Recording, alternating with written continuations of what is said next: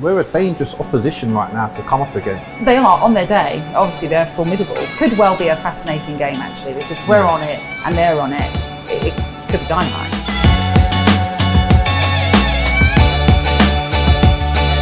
Welcome to the pre-match pint with London Pride. Joining me for a quick swig at lunchtime today is the ambassador Marcus Gale and Natalie Sawyer. How are you both? Hello. Very well. Thank you for having us again. Yeah. We're here down at the Brewery Tap Room and for the shop in Chiswick Lane. Get yourself down here, Bees fans, for 10% off, and also go online and use the code pre-match pint for 10% off as well. I like to start with the toast. Last week I did about 17, I think. But, wow. This one's to Zanka. Happy birthday, Zanka. Happy for birthday, Saturday. Zanka. Also one more, if that's all right. Happy birthday, Tony Craig, for Wednesday. TC, Tony Craig. happy birthday. I absolutely love Tony Craig. Yeah. I also loved Zanka, and I also loved last Saturday against Watford. Marcus, the ambassador, it was the Marcus Gale derby, as we said last week. I don't know about the derby, come on. Hey, they loved you there, didn't they? Not as much love? as we loved you. I know, yeah. But Yeah, it was good to go back. Yeah. And a great occasion for Brentford as well to try and do a double against Watford, which we achieved. Yeah. May not have been the greatest of performances, but it was the result that mattered. Puts us on a good points tally.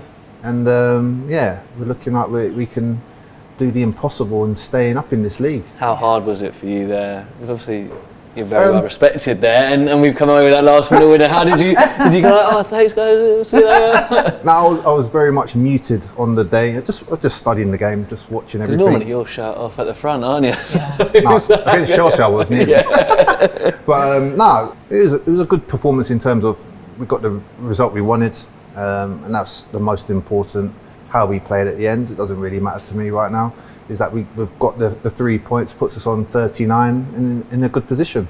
And it was, 3 wins in a row, Natalie. I mean, it taken us a while to get back-to-back wins. We did that twice. And then, and this was against the Watford team that they're fighting for their lives, right? And we spoke about it last week, kind of saying that could have potentially been seen as their last chance. And we were under the cosh a bit, weren't we, in the second half? But that was to be expected because they had to go for it, especially with that early goal in the half. Yeah, and I felt like we did pretty well. I know people will say about that big chance that they missed, but we did pretty well again, didn't we? Well, we did, and that's where our defensive structure comes into the mix in this conversation, because they did do really well and nullifying them as much as we could, and any chances they had, obviously they weren't able to put it in the back of the net, and that all comes down to that defensive unit that the team has, much as some certain ex-striker at Watford suggested we don't have a very good defence. It showed that we did, because they did have a number of chances. They had to go for it in the second half. The pressure was all on them, and it wasn't really on us. We could play with a bit of freedom, if you like, and at the end, Pontus gets that winning goal, and we all celebrate in style. How good was that moment? This is what it means. Brilliant. I need to know where that came. I don't know. Do you know what I mean? It's just one of those moments that I think. I don't know, you can make your own club mottos, you can say all these things, but sometimes you just need something to come out naturally, and I think that has kind of summed up the season. It was weird, it's just one moment that seemed to encapsulate our year, hasn't it, Natalie? Oh gosh, absolutely, because we have been a team right at the very start that many people said we were going to go straight back down, and we've kind of obviously did have a blip midway through the season, but at this moment in time we are proving everybody wrong. We're proving everybody why we deserve to be in this league, because we're getting good results and in the main playing pretty well as well. When your captain can come out, when a team, look, even like David Raya sprinting from the other end of the pitch, just get involved in the celebrations, just shows what it meant to everybody. Even though, as I say, we were able to go into that game with a bit more freedom than Watford, it still meant so much to us, because and we're not mathematically safe. I think we're all feeling a little bit more comfortable right now, but until it's mathematically done, I'm not going to go around saying we're safe, but I think just in general we've got to enjoy these moments, and it was fantastic at Vicarage Road. I've got a question for both of you. Oh yeah. Do you prefer away wins more than home wins? Where does it sit with you? I know where I am with it. Yeah. What's yours? I quite like the away wins.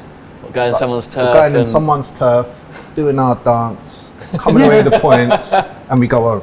I know what you mean. Like it's good. The journey's always fun in that, and the away end's always amazing. But I love the home wins. Don't worry about that. When we went home, Free From Desire and Hey Jude at the moment is just. Exactly. If the away teams could play those songs afterwards, that'd be great. But they're not going to. I say the away team, the home team, and when the away team. Oh, I know what you mean. Having said that, I've gone to a few away games this season and not seen us won.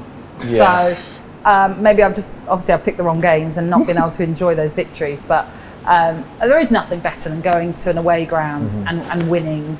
And sort of, as you say, you're coming back home with smiles on your faces. That, especially at games where you're not expected to win as well, like Chelsea. That's one for me. Like, I don't want to go like people go teams like Brentford, but teams like Norwich. I mean, there is a little bit more satisfaction with going to these clubs. And look, we've got a game against Man United coming up soon, which I'm sure we'll talk about over a pint in a couple of weeks. But those ones where you're seen, a lot of these clubs see you as little Brentford, and you go and you go, actually, look, we've beaten you in your patch. Thanks very much. And you're making the headlines. Yeah, for all the right reasons. I do love an away win. Absolutely. I do love it. But it's back to the BCS this weekend. Tottenham Hotspur at home, and we're filming this on Thursday, the night after Arsenal beat Chelsea. So there's a hell of a lot already on this game. But with that result there and going into the game, Spurs could actually be out of the Champions League places. This game is going to be massive for Tottenham, isn't it? And because of that, also we're not mathematically safe, so it's going to be everything putting together a great London derby, Marcus. Yeah, there's a lot riding on this match. You know, Tottenham need to push. They've got to try and recover from the defeat last week, and we're on a good run. We're a team that, you know, we're on form. I think we're probably about 4th in the form table with the run of games we've had of late and the victories. So we're a dangerous opposition right now to come up against. We're full of confidence, and hopefully that will continue on Saturday as well. I think we're just bubbling with so much confidence. Everyone's on their game. I know the Watford game weren't the greatest of spectacles, but we showed resolute in that defending as well. We clung on in there, still had the desire to go down the other end with the captain going and getting the winner. And it just shows you the spirit that we've got. So that makes us a very dangerous opposition. That's really important as well, because a lot of teams could have just decided we'll settle for a point, but we didn't. Like you say, you know, scoring the 5th minute of added on time just goes to show this team that will never give up, and that's really important, I think, as well. And to finish this season as strongly as we possibly can as well. Like I say, 5 wins and 6, and they've just come off a result against Brighton, which I think surprised a few of us, and that's got to give us confidence. Because I'll be honest, I'll sit here and say the game at their place at the end of the season, I thought it was one of the most comprehensive performances from a team that we've gone and played. We're saying going to these stadiums and getting results. I thought they were brilliant that day, and I think they're actually a fantastic team. But what I find weird about them is, one day I see they're like unbelievable, and then I see these results like the Brighton game, and I can't work it out. Because when I saw them that day, I was like, these could even be, they're not far off City, Liverpool for me when I saw them that day. They are on their day. Obviously, they're formidable, and you've got, we know, Harry Kane, they've got Heung-min Son, they've got Kulusevski now as well, which are a real exciting sort of forward line that they've got. But you nullify them, which Brighton clearly did. You can get at them. You can then get a result against them, which Brighton did in the end. So obviously Thomas will have done his homework. I'm sure he's tuning in right now and be listening to what we suggest he does. But he'll know what to do, and he'll know that the most important people to try and take out the game will be Kane and Son, especially that pace of Son and getting in behind. That's a big issue. And he obviously scored a great goal, didn't they, in the second half, where he sped off, didn't he, and scored. It's going to be it could well be a fascinating game, actually, because we're on it and they're on it.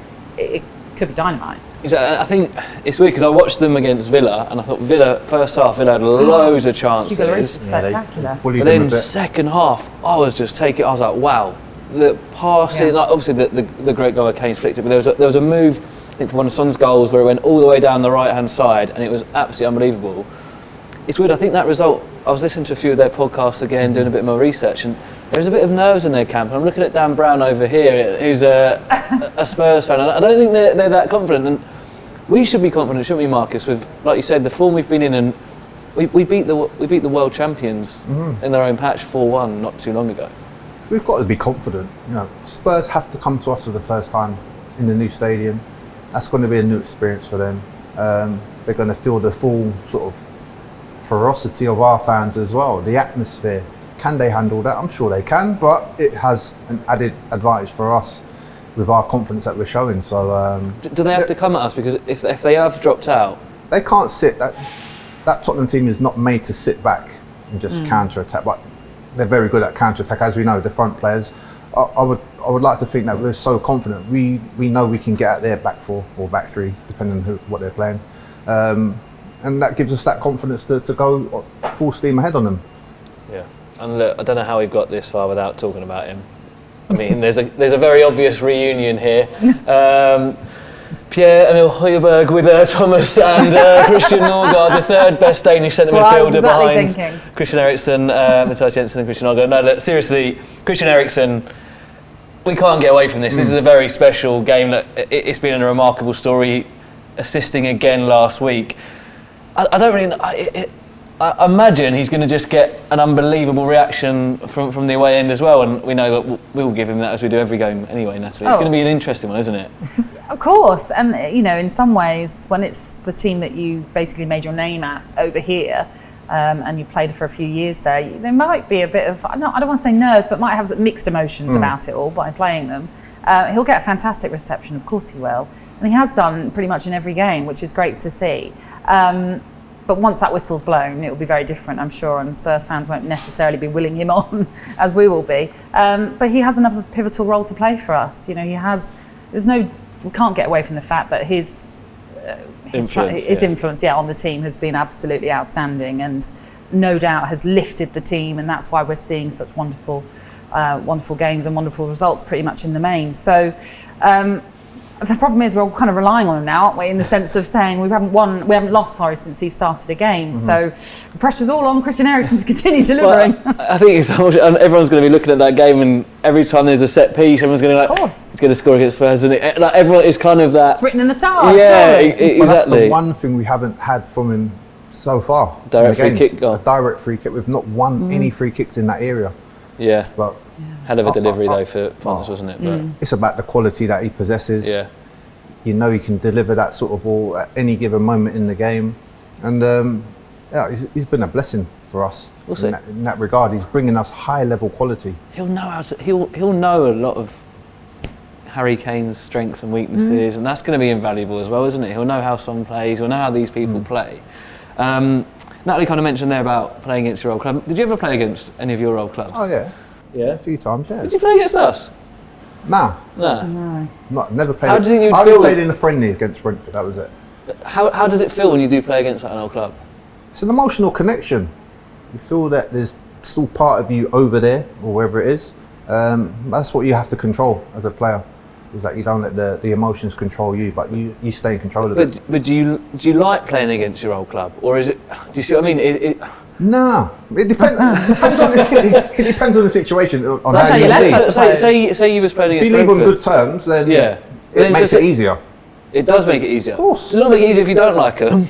Because then you're like, I want to play in the games, I want to score against them. There's all different variants to it. I mean, the strange thing with Christian Eriksen, obviously, when he left Spurs, there were a few Spurs fans that sort of thought for a while they'd carried him and they wanted him to go. Now, obviously, looking at the situation now, they may well be thinking we'd love to have him back. But when you've left maybe under a bit of a cloud, have you ever done that? And I've never left anywhere under a cloud. Of course not, he's ambassador. He wouldn't do that. The hero every club he went to. Exactly. Oh, maybe. But I enjoy playing the games. Yeah, for sure. It adds a bit to this fixture, doesn't it? Yeah. It's unfortunately everywhere you go, it's been talked about the Christian Eriksen match this weekend. The main thing that he's got a job to do on Saturday for Brentford, and that will be the one thing in his mind is he's going to start. Hopefully, he's going to perform. We're going to look to win the game, and he's going to be a big part of that. But it's also that every game, the focus has been on Christian Eriksen. So thankfully, this is a game that he's now played a number of matches for us. So if it was the first game, I'd be a little bit concerned that he might just be a bit like rabbit in the headlights with everything that's happening and Spurs being the team that you're playing. But because he's now settled into life at Brentford, you sort of think he's going to do a professional job. He'll just get on with it. And whether he has some emotional attachment to Spurs still, he may well do. But he knows what he's got to do for Brentford ultimately. He's taken the pressure off the likes of Ivan Toney up front as well. In terms of we don't always have to look at Ivan, even though we do from within the club. We know how great he is. But he doesn't have to go into games just being the one sole person that the opposition focus on. And Eriksen can, take part of that attention and allows Ivan and Brian to go and do their bits as they're doing. Right, we'll start on. Before we finish, how's the game going to go, Marcus? I'm going 2-1 Brentford. Yeah? Sounds good to me. I like that. Yeah. It's weird, just because how the run of results have gone recently, I don't worry about any game now. I feel as though I can be a bit more confident. And, if it doesn't go our way, it's not, it's not like we're worried about being plummeting down the table. So I like the sound of 2-1 though. I think that could be a good scoreline. Well, I'll go for a hat-trick of 2-1. Yeah. Let us know what you think in the comments below, and we'll see you next week on the Pre-Match Pint. Cheers all.